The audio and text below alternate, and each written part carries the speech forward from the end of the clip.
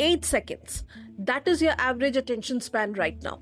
A goldfish can hold attention for 9 seconds, and you are losing to a goldfish. In 2021, researchers at the Journal of Personality published something that most self-help gurus will never tell you. They found that the number one predictor of low self-confidence is not failure. It is attention fragmentation. See, when your mind cannot hold a single thought to completion, every decision you take feels uncertain. But that is not the worst part. The more scattered your attention becomes, the worse you feel about yourself. And the worse you feel about yourself, the more you reach for your phone, for distraction, for anything that gives you a 2-second dopamine hit. And this scatters your attention even further. It is a loop, and most people are stuck in it their entire lives. But what if I told you 5,000 years ago, on the battlefield of Kurukshetra, Arjuna experienced the worst attention collapse in recorded history? The very truth of facing his own family members and gurus on the battlefield made him fell to his knees.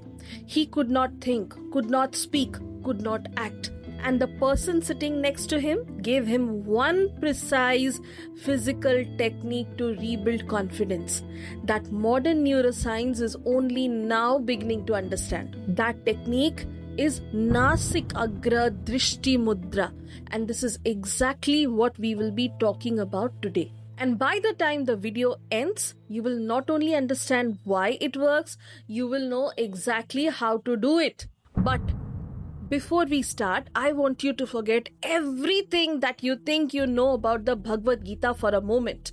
Forget the philosophy, forget the spirituality, forget the religion around it. Look at actually what is happening in that scene. See, Arjuna was arguably the greatest warrior alive at that time, trained his entire life, undefeated, the most skilled archer in the world, and at the moment that mattered most, his most important moment, he completely fell apart. You know what psychologists would call that today? Acute situational anxiety with dissociation. Exactly what happens to you before a big presentation, before a difficult conversation, before you have to stand up for yourself in front of someone powerful. Your body is ready and steady, but your mind abandons you. And Krishna knows that the greatest enemy of your progress is your own thought process. And that is why, though he taught Arjuna about karma, dharma, and the eternal soul, he stopped at chapter 6, verse 13 and did something remarkable. He gave Arjuna one physical instruction: Samam kaya shirogrivam, nasikagram swam, which means hold your body, head and neck erect and still. Gaze at the tip of your nose. Here. Out of 700 verses, this is the only verse in the entire Bhagavad Gita where Krishna specifies an exact eye position. Now, if you have ever heard of Tratak, the candle gazing technique, you might already be thinking, is this not the same thing? It is not. And the difference between the two is actually the most important thing I will be talking about and telling you in this video. In Tratak, you fix your gaze on an external point, typically a candle flame, and you hold it without blinking for as long as possible. Your energy is moving outward, towards the flame, towards the object. Your attention is being trained to go out and grab something. Nasikagra Drishti is the exact opposite. Your gaze turns inward and downward towards your own nose tip. Your awareness is not reaching out, it is folding back, sealing itself inside. Nasikagra Drishti is like the moment a trained fighter enters the ring. All that built energy suddenly still, collected and completely under control. And this is not all. There is another difference that matters even more. In Tratak, your eyes are wide open, unblinking, working hard, which is fine, fantastic for building concentration. But it also means that your body is in a mild stress state the entire time. In Nasikagra Drishti, your eyes are half open, soft, completely relaxed. The parasympathetic nervous system activates. Your body enters a state of alert calm, the exact state where real confidence lives. And Osho, who studied both traditions extensively, made a very specific warning about this. He said that techniques which direct energy outward aggressively before the practitioner is internally stable can actually create instability. He called it like giving a sword to a child. The power arrives before the container is ready to hold it. Nasikagra Drishti has none of that risk because it does not force anything open. It simply seals, gathers, turns you back towards yourself. So why is Nasikagra Drishti so powerful, and what does it do to your physical body from inside? It activates the pineal gland, a tiny pine cone shaped gland sitting right in the geometric center of your brain. It is also called the Agnya Chakra, the third eye. It has been studied that the pineal gland contains rod and cone cells, the exact same cells that are in your eyes that help you see. So what is a retina-like gland doing inside your brain with no access to outside light? The answer is everything. When you drop your gaze to your nose tip, both your eyes begin to converge. The angle slightly inward and downward. And when this happens, the two visual fields of your left eye and right eye are forced to overlap at one single point. And this creates what neuroscientists call bilateral synchronization. The left and right hemispheres of your brain begin firing in coherence to each other. Now, why does that matter? Because the left brain and the right brain almost never work together in daily life. The left is calculating, analyzing, worrying.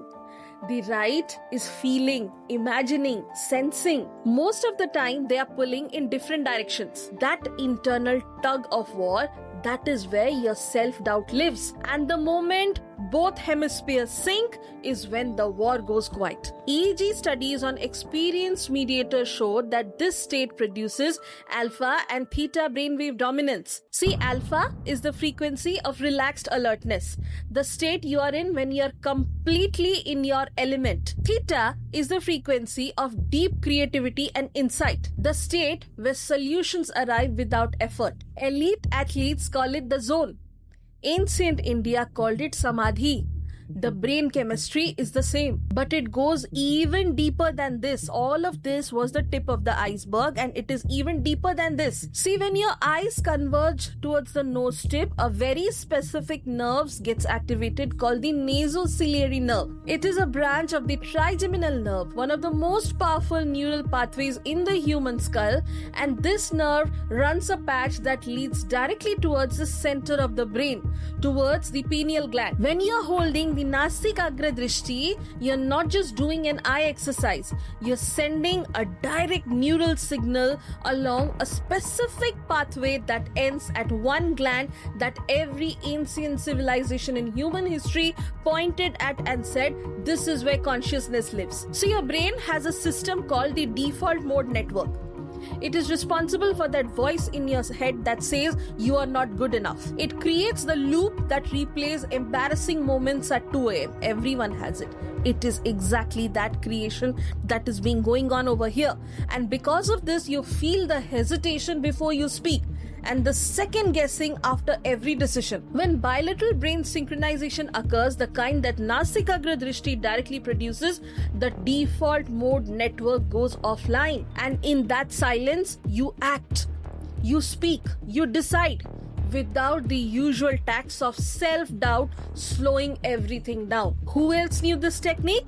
Patanjali, the man who compiled the Yoga Sutras, arguably the most precise manual on the human mind ever written, have talked about this. In Vijnana Bhairava Tantra, Shivji has described about 112 breathing techniques. And this nose tip awareness is the 9th technique. Swami Vivekananda, the man who introduced Indian philosophy to the Western world at the Parliament of Religions in Chicago in 1893, taught Nasikagra Drishti as the fundamental gaze technique to every every student before introducing them to advanced pranayamas. And now let us learn how to practice this Nasikagra Drishti technique. And I want to ask you one thing before we begin. If you are in a place where you can try this right now, even the first 2 steps, do it as I describe it, because experiencing it once is worth more than watching 50 videos about it. Let us begin. First, sit down in cross-legged on the floor in Sukhasana or Vajrasana. If neither works, sit upright on a chair with both feet flat on the ground. The aim is to keep your spine erect. Now place your hands on your knees, index finger touching the tip of your thumb.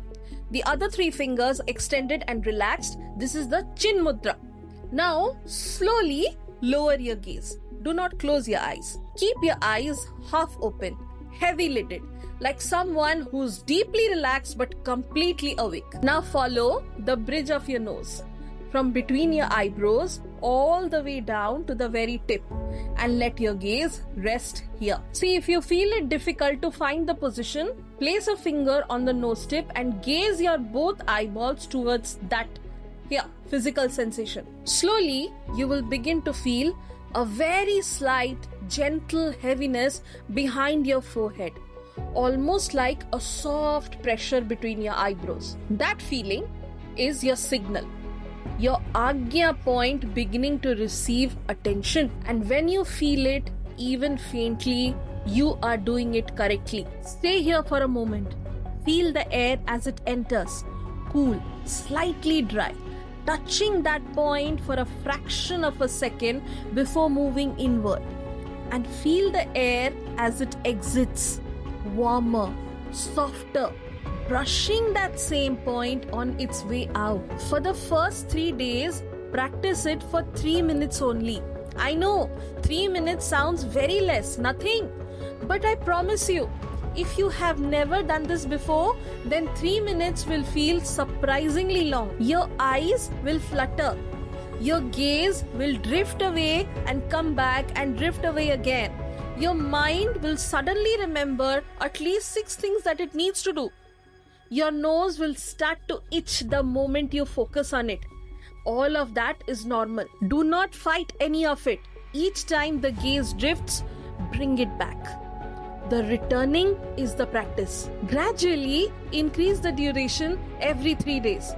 Do not judge this practice by how peaceful or focused or spiritual you feel during those minutes. Judge it by one thing: how you respond in one uncomfortable social situation after the practice. The moment where someone questions you, pressurizes you, or puts you on the spot, notice your response. Notice the gap between stimulus and reaction. Notice whether that gap has widened even slightly. That widened gap, that fraction of a second more of steadiness is everything. That is the sign of the practice working. That is the default mode network losing its grip on you in real time. So here is my challenge to you. Tomorrow morning, before the phone, before your morning tea, before the first notification of the day, sit down, spine erect, hands on knees, gaze at your nose tip, feel the breath there. 3 minutes. Just once, just tomorrow, and see what you notice. If you're taking this challenge, comment the word Nasika below. I will know. See you in the next video. Om Bhairavaya Namaha.